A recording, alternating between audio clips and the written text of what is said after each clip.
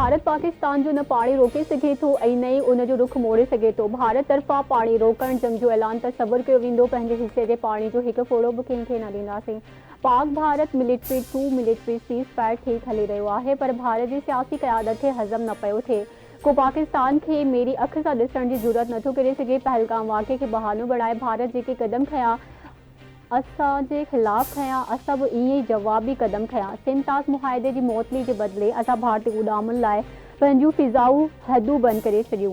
नायब वज़ीर आज़म ऐं परॾेही वज़ीर इसाक डार जो कोलालमपुर में पाकिस्तानी कम्यूनिटी जी तक़रीब खे ख़िताब। संदसि चवणु आहे त हुकूमती कोशिशुनि सां मुआशी मामला बहितरी ॾांहुं वधी रहिया आहिनि। अॼु मईशियत इस्तेहकाम ॾांहुं गामज़न आहे। पाकिस्तान खे G20 में शामिल करणु असांजो हदफ़ आहे। पॉलिसी रेट ऐं महांगाई में नुमायां घटिताई थी आहे। परॾेह में रहंदड़ पाकिस्तानियुनि जो मुल्की तरक़ी में अहम किरदारु आहे। पाकिस्तान ऐं मलेशिया विच में मज़बूत भाइपे वारा लाॻापा आहिनि। पाकिस्तान दहशतगर्दी जे मामले ते क्लियर आहे। बिलावल भुट्टो ज़रदारी जो अहिड़ो को बयान नाहे आयो। बिलावल जे बयान बाबति PPE जो तर्जुमानी बहितर ॿुधाए सघे थो। बलूचिस्तान में भारतीय प्रॉक्सीज़ दहशतगर्दी में मुलविस आहिनि। दहशतगर्दी में भारत जे मुलविस हुजण जो मामलो दुनिया जे हर फोरम ते उथारियो। परॾेही खाते जे तर्जुमान शफ़क़त अली ख़ान जी हफ़्तेवार ब्रीफिंग। संदसि चवणु आहे त पाकिस्तान ब्रिक्स मुल्कनि जी तंज़ीम में शामिल थियण जो ख़्वाहिशमंद आहे। चीन पाकिस्तान जो वेझो दोस्त आहे। ताइवान ते पॉलिसी में तब्दीली नाहे आई। वालारल कश्मीर में इंसानी हक़नि जूं भञकड़ियूं ॾहाकनि खां जारी आहिनि। अफ़गानिस्तान में दहशतगर्दनि जा महफ़ूज़ थाक चैलेंज आहे। बलूचिस्तान में 9 मुसाफ़िरनि खे बस मां लाहे सुञाणप बाद क़तल। इंतिज़ामिया मूजिबि लोरालाई जे इलाइक़े सराजाकाई में फितनाल हिंदुस्तान जे दहशतगर्दनि कोयटा खां लाहौर वेंदड़ बस मां पंजाब सां वास्तो रखंदड़ 9 मुसाफ़िरनि खे अगवा करे क़तल कयो। मारिजी विलनि मां 2 भाइरनि जाबिर ऐं उस्मान जो तालुक़ु लोधरा। मोहम्मद इरफान नाले मुसाफ़िर, DG ख़ान साबिर गुजरावाला, मोहम्मद आसिफ मुज़फ़्फ़रगढ़, गुलाम सईद खानेवाल, मोहम्मद जुनेर जो तालुक़ु लाहौर, मोहम्मद बिलाल अटक ऐं बिलावल जो तालुक़ु गुजरात सां हो लाश अबाड़नि इलाइक़नि में पहुचाया विया। सदर आसिफ अली ज़रदारी, वज़ीर आज़म शहबाज शरीफ़, वफ़ाक़ी घरू वज़ीर मोहसिन नक़वी ऐं PP चेयरमैन बिलावल भुट्टो ज़रदारी पारां बलूचिस्तान वाक़े जी मज़म्मत। फितना अल हिंदुस्तान जे ख़ात्मे जो अज़म सदर आसिफ अली ज़रदारी जो चवणु आहे त फितना अल हिंदुस्तान पाकिस्तान में दफ़ेड़ ऐं बदअमनी पखेड़णु चाहे थो। मुल्क खे फितना अल हिंदुस्तान ऐं उन जी सहूलियतकारनि खां हर सूरत में पाक कबो। वज़ीर आज़म चयो आहे त बलूचिस्तान में क़तल थियल बेगुनाह माण्हुनि जे खून जो बदिलो वरितो वेंदो। हथे ख़ाली शहरियुनि जो क़त्ल फितना अल हिंदुस्तान जी खुलियल दहशतगर्दी आहे। वफ़ाक़ी घरू वज़ीर मोहसिन नक़वी वाक़े जी मज़म्मत कंदे चयो त वाक़े फितना अल हिंदुस्तान जे दहशतगर्दनि जी बुज़दिलाणी कार्रवाई आहे। बेगुनाह शहरियुनि खे निशानो बणाए दुश्मन पंहिंजनि दरिंदगी जो मुज़ाहिरो कयो। PP चेयरमैन बिलावल भुट्टो ज़रदारी जो चवणु आहे त शहरियुनि खे बसुनि मां लाहे क़त्ल करणु बुज़दिली ऐं बर्बरीअ जी इंतिहा आहे। इन जो मुंहुं तोड़ जवाबु ॾिनो वेंदो। बलूचिस्तान समेत पूरो पाकिस्तान दहशतगर्दनि ख़िलाफ़ भरपूर मज़ामत लाइ मुतहिद आहे। सिंध पाकिस्तान जो बास्केट एनर्जी आहे। हिन साल बजट में सोलर एनर्जी लाइ 25 अरब रुपया रखिया आहिनि। असां वटि हर क़िस्म जा वसीला मौजूदु आहिनि। गैस सोलर एनर्जी जे प्रोडक्शन बि तमामु घणी आहे। गैस जी पैदावार 70 ऐं ऑयल प्रोडक्शन 50% आहे। 6 सालनि में कोयले मां 31 गीगावाट बिजली तयारु कई। कोयले ते पैदा थींदड़ बिजली 3 लख घरनि खे फराहम कई पई वञे। सिंध जे वॾे वज़ीर सैयद मुराद अली शाह जी कराची में सिंध डाइवर्सिटी एनर्जी पॉलिसी जी तक़रीब खे ख़िताब। संदसि चवणु आहे त बिजली जी पैदावार वधंदी त बिलनि में घटिताई ईंदी। जेकॾहिं कमु कंदासीं त तनक़ीद थींदी, कमु न कंदासीं त चइबो सुठो माण्हू आहे। बिलावल भुट्टो ज़रदारी जी क़यादत में सिंध हुकूमत अवाम खे सहूलियतूं ॾियण लाइ पुरज़म आहे। सिंध में केतिरा ई नवां मनसूबा आंदा पिया वञनि। असां वॾियुनि सनअतुनि खे ग्रीन एनर्जी ते मुंतक़िल करणु चाहियूं था। 2 सोलर पार्क क़ाइमु करे रहिया आहियूं, जिन मां कराची ऐं हैदराबाद रीजन खे बिजली ॾिनी वेंदी। माझनि ऐं लाड़काणे रीजन में बि सोलर पावर मनसूबा तयारु कया पिया वञनि त जीअं अवाम खे सस्ती बिजली मिली सघे। सिंध जे तवनाई वारे वज़ीर नासिर सिंह शाह जो कराची में सिंध डाइवर्सिटी एनर्जी पॉलिसी जी तक़रीब खे ख़िताब। संदसि चवणु आहे त हिन वक़्तु तवनाई जे शोबे में थरकोल जो मनसूबो पहिरीं तरजीह आहे। कॉन्फ्रेंस जो मक़सदु ख़ासि तौर ते ग्रीन एनर्जी जी सस्ती पैदावार खे यकीनी बणाइणु आहे। सिंध जे वॾे वज़ीर सैयद मुराद अली शाह जी सदारत हेठि आज़ादी जे ॾिहाड़े जी तयारियुनि बाबति इजलास। सूबाई वज़ीर शरजील नामनेमर सईद गनी, मोहम्मद बख्श महर ऐं ज़ुल्फ़कार अली शाह समेत ॿिया शरीक हिन साल जश्न आज़ादी भरपूर नमूने मल्हाइण जो फ़ैसिलो जश्न आज़ादी के प्रोग्रामन खे हतमी शक्ल ॾियण लाइ कमेटी क़ाइम। सीनियर सूबाई वज़ीर शर्जील इनाम मेमन प्रोग्राम कमेटी जो सरबराह हूंदो। सकाफ़ती शो, रांदियुनि ऐं मौसीक़ी जा प्रोग्राम मुनक़िद करण जो बि फ़ैसिलो।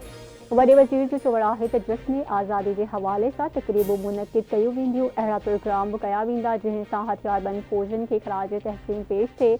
1 अगस्त खां जश्न आज़ादी जा प्रोग्राम कंदासीं। पाकिस्तान समेत सॼी दुनिया में आबादी जो आलमी ॾींहुं मल्हायो पियो वञे। ॾिहाड़ो मल्हाइण जो मक़सदु आबादी जे वधण सां पैदा थींदड़ मसइलनि ऐं हल खे उजागर करणु आहे। पाकिस्तान अॼु कुल 24 करोड़ आबादी सां दुनिया में आबादी जे लिहाज़ सां 5 वॾो मुल्क आहे, जंहिं में 44% माण्हू गुर्बत जी लकीर खां हेठि ज़िंदगी गुज़ारे रहिया आहिनि। पीपुल्स पार्टी चेयरमैन बिलावल भुट्टो ज़रदारी जो चवणु आहे त तेज़ी सां वधंदड़ आबादी जे चैलेंज जो मुक़ाबिलो हिकु अज़म, ज़िमेवारी ऐं पाइदार क़दमनि सां करणो पवंदो। अहिड़ियूं जामु पॉलिसियूं ठाहिणियूं पवंदियूं जेके औरतुनि ऐं नौजवाननि खे बाइख्तियार बणाइनि। हिन दुनिया में ईंदड़ हर ॿार सां बावकार ज़िंदगी जो वाइदो पूरो थियणु घुरिजे। हर शहरी खे इहो सम्झणो पवंदो त आबादी जी मनसूबाबंदी को मना थियल मौज़ू नाहे।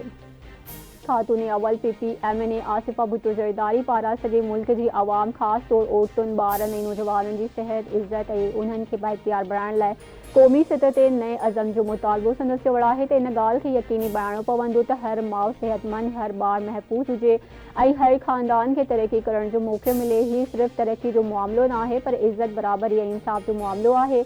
नौजवाननि लाइ अहिड़ा मौक़ा पैदा करण जी ज़रूरत आहे जिन सां उहे बाइज़त ज़िंदगी गुज़ारे सघनि। सिंध जे वॾे वज़ीर सैयद मुराद अली शाह जी सदारत हेठि इम्कानी बरसातुनि ऐं ॿोॾि जी सूरतहाल खे मुंहुं ॾियण लाइ इजलास सॼे सूबे में जुलाई, अगस्त ऐं सेप्टेम्बर दौरान मामूल खां 10 खां 20% वधीक बरसातुनि जो इम्कानु आहे। कराची शहर में 17 खां 18 जुलाई ते बरसातूं पवंदियूं। अक्सर बंदनि जी सूरतहाल तसल्ली बख़्श आहे। चीफ मेट्रोलॉजिस्ट जे वॾे वज़ीर खे आगाही। वॾे वज़ीर पारां आबपाशी खाते खे बंदनि जी सख़्त निगरानी करण, डिज़ास्टर मैनेजमेंट इदारे खे समूरा वसीला कुर्तवारण ऐं ज़िले इंतिज़ामिया खे तकिड़ो प्लान तयारु करण जी हिदायत। वॾे वज़ीर जो चवणु आहे त बरसातुनि जी नज़र में रखंदे समूरा इदारा अलर्ट रहनि। समूरनि मकानी इदारनि खे मुतहरिक रखियो वञे। हिफ़ाज़ती बंदनि जी मरम्मत ऐं निगरानी में गिफ़लत बर्दाश्त न कई वेंदी। बरसातुनि जी अॻकथी मुताबिक़ शहरी ॿोॾि जो ख़तरो रहंदो। कराची समेत वॾनि शहरनि में नालनि जी सफ़ाई जो कमु तकिड़ो मुकमल कयो वञे। वॾे वज़ीर हैदराबाद में तो ख़ासि शहीद नज़ीराबाद, सिखर इलाइक़े में बि अलर्ट जारी करण जी हिदायत करे छॾी।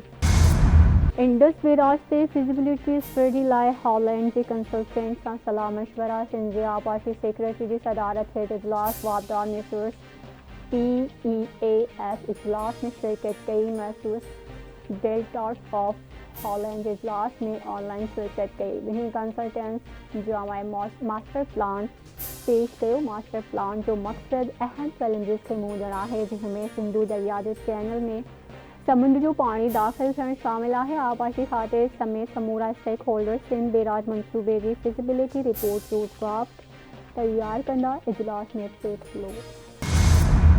मथान इलाइक़नि में बरसातुनि खां पोइ सिंधु दरिया में चाढ़ अची वई।